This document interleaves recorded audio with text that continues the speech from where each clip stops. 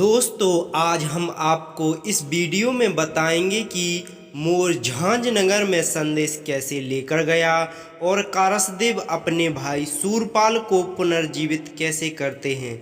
आपसे निवेदन है कि वीडियो पूरा ज़रूर देखें और यदि आपने अभी तक हमारे चैनल को सब्सक्राइब नहीं किया है तो ज़रूर कर लें। हम आपके सामने कारसदेव भगवान के अनोखे किस्से लाते रहते हैं। चलिए वीडियो शुरू करते हैं। आज सूरपाल देव को मोती झील में नाग ने काट लिया जिससे उनकी मृत्यु हो गई। सांप को बिल में जाते मोर ने देख लिया पर मोर पिंजरे के अंदर होने से कुछ नहीं कर सका। आज मोर घोड़े से बोला कि देख देव को नाग ने काट लिया है। जब इतनी बात मोर की घोड़े ने सुनी तो उसने अपने आगे के पैर बिल के ऊपर रख दिए जिससे कि सांप बाहर ना निकल सके। आज मोर और घोड़ा दोनों मोती झील में रो रहे हैं। घोड़ा मोर से बोला रोने से काम नहीं चलेगा, किसी को झांझनगर में संदेश लेकर जाना पड़ेगा जिससे कि कारसदेव अपने भाई सूरपाल की लाश को घर ले जाएं, वरना लाश यहीं मोती झील में सड़ जाएगी। आज मोर और घोड़ा मोती झील में आपस में बात कर रहे हैं। घोड़ा मोर से बोला मैंने मिट्टी से जन्म लिया है, यदि मैं कारसदेव के पास खाली चला गया बिना उनके भाई को लिए तो वह अपने तप से मुझे मिट्टी का फिर से बना देंगे। तुम झांझनगर चले जाओ। फिर घोड़े ने अपना मुँह से पिंजरा खोल दिया और मोर बाहर निकल आया। आज मोर सूरपाल के ऊपर बैठकर जोर जोर से आवाज़ करता और अपने पंखों से उन्हें जगाने की कोशिश करने लगा। जब सूरपाल देव नहीं जागे तो आज मोर झांझनगर के लिए उड़ चला और वह अगले ही दिन सुबह झांझनगर में पहुंच गया और राजमहल के बरामदे पर बैठ गया। बहन एलादे वही आंगन में शिव शंकर का ध्यान कर रही थीं। मोर को बरामदे पर बैठा देख सोचने लगी कि यह हमारे भाई सूरपाल का मोर है या जंगल का मोर है। फिर उन्होंने उसे बुलाया। एलादे की बात सुनकर मोर उनके पास चला गया। मोर को रोते हुए देखकर बहन एलादे ने इसका कारण पूछा तो मोर ने बताया कि तुम्हारे भाई सूरपाल को मोती झील में नाग ने काट लिया है और उनकी लाश वहीं पड़ी है, तुम कारसदेव को जगा दो। जब इतनी बात मोर की सुनी तो बहन एलादे रोने लगी। जब यह बात पूरे परिवार ने सुनी तो वह भी चिंतित होने लगे। आज बहन पूरी हकीकत जानने के लिए कारसदेव को जगाने जाती है पर कारसदेव ध्यान निद्रा में लेटा देख वह डर जाती है कि यदि इस अवस्था में कारसदेव भाई को जगाया तो उनके क्रोधाग्नि से मैं जलकर भस्म हो जाऊंगी। इस बात का ध्यान करके उन्होंने अपने बच्चे खेलने के लिए वहीं पर छोड़ दिए और खुद खम्भों के पीछे खड़ी हो गईं। कारसदेव बच्चों के खिलखिलाहट और रोने की आवाज़ से जाग जाते हैं और भानेजन को देखकर उनको चूमने लगते हैं और उन्हें गोदी में ले लेते हैं। जब बहन एलादे उन्हें जागता देखती है तब उनके पास जाती है और पूरी बात बताती है। इस पर कारसदेव पूछते हैं संदेश लेकर कौन आया है। इस पर बहन एलादे बोलती हैं कि संदेश लेकर सूरपाल भाई का मोर आया है। आज कारसदेव सूरपाल के मोर के पास जाते हैं और कहते हैं तुम मुझे उड़ाकर जल्दी मोती झील ले चलो। इस पर मोर बोलता है मैं आपको उड़ाकर नहीं ले जा सकता हूँ, मैं एक छोटा पंछी हूँ। इस पर कारसदेव बोलते हैं आज मैं अपने भाई के लिए फिर से कमल का फूल बन जाता हूँ। आज कारसदेव कमल का फूल बन गए और मोर उन्हें पंजों में लेकर मोती झील के लिए उड़ चला। रास्ते में शिकारी मोर को देखकर उसका शिकार करने के लिए तीर छोड़ने लगे। आज मोर उनके तीरों से बचता हुआ उड़ रहा है।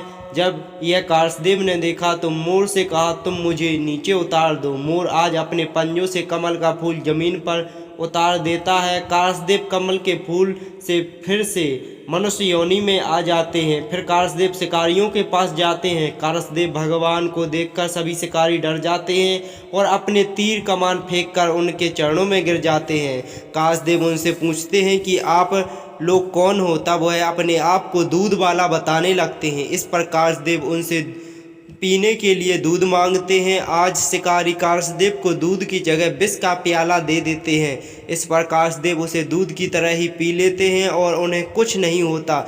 जब शिकारी यह देखते हैं कि उन पर विष का कुछ प्रभाव नहीं हुआ तो वह उनके चरणों में गिर जाते हैं और माफ़ी मांगने लगते हैं। आज कारसदेव उनसे कहते हैं कि हमारे भाई को मोती झील में नाग ने डस लिया है, तुम लोग उनका जहर निकालने के लिए हमारे साथ चलो। सभी शिकारी अपनी जड़ी बूटी ले लेते हैं और बीन उठाकर कारसदेव भगवान के साथ मोती झील के लिए चल पड़ते हैं।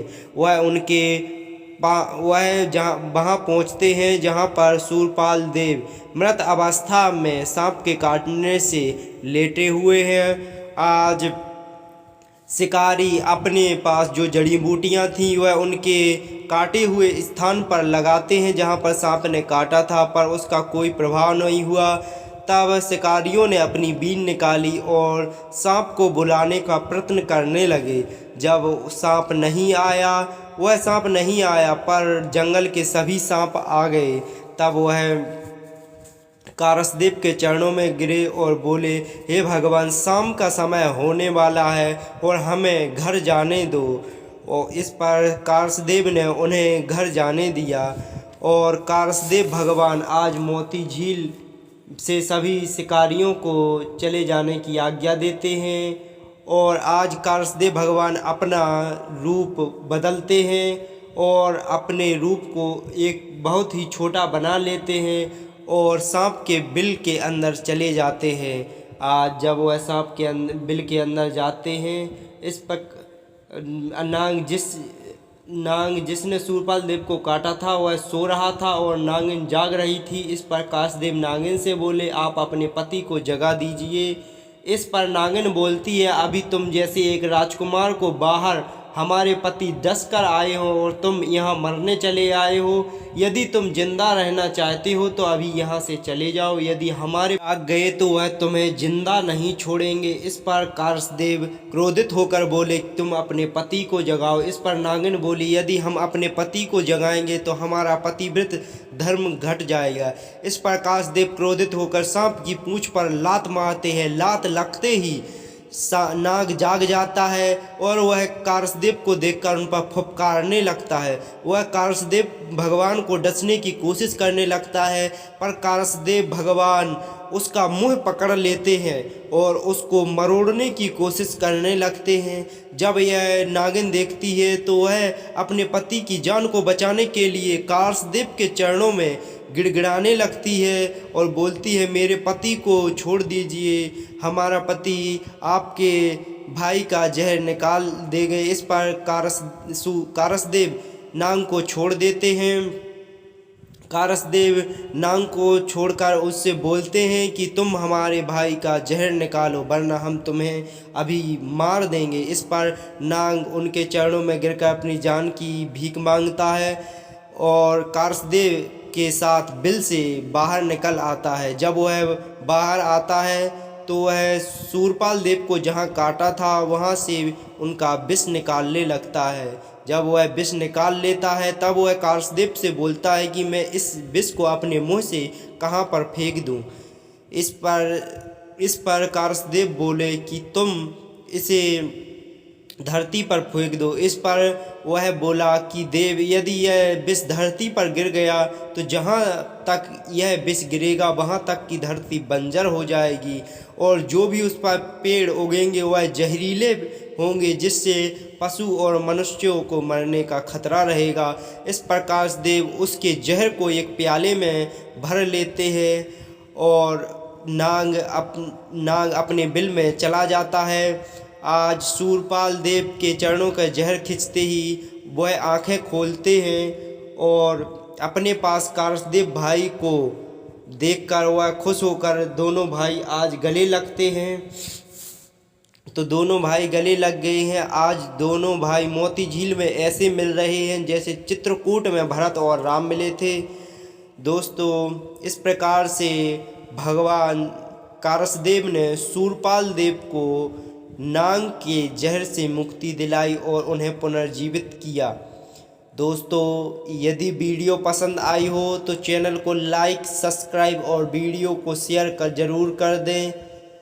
जय भगवान भोलेनाथ की, जय श्री कारसदेव बाबा की।